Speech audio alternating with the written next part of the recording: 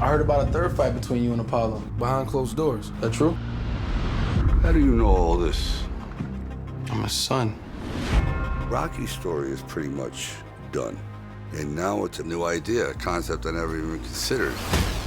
It's about a rebirth of Rocky and this new character, Adonis Creed, a whole other generation. We all thought it was finished. Little did I know that there was a young man up in Oakland, California, that had an idea for a spin-off of Rocky that would create a whole new audience and continue on Rocky, but in a different way. How I got into this movie was through my father. My father's a massive Rocky fan. He can repeat all of the lines, line for line. He and I are real close, and I was an athlete growing up. What he would do is, before I have a big game, he'd make me sit down and watch Rocky II on VHS. Oh, yeah! And that was my introduction to the character and to the story. Yo, Adrian! Years later, after I moved down to LA and met Sly, kind of pitched him the idea in the room, and I could tell he was kind of looking at me like, man, this kid's crazy, you know what I mean? I thought, how interesting that someone of this generation would like a story that started 2 generations ago. So then I started to become very intrigued. So you're gonna leave me too? You know how many times I had to carry the heavyweight champion of the world up these stairs because he couldn't walk? Ribs broken, nose broken, eyes swollen shut.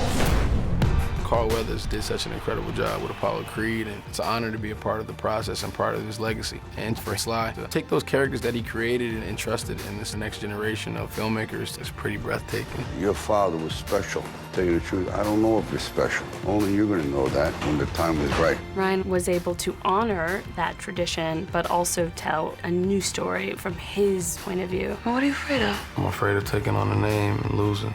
Call me a fraud. In this film, he's such a fresh voice that has something to say in a way that's human and honest.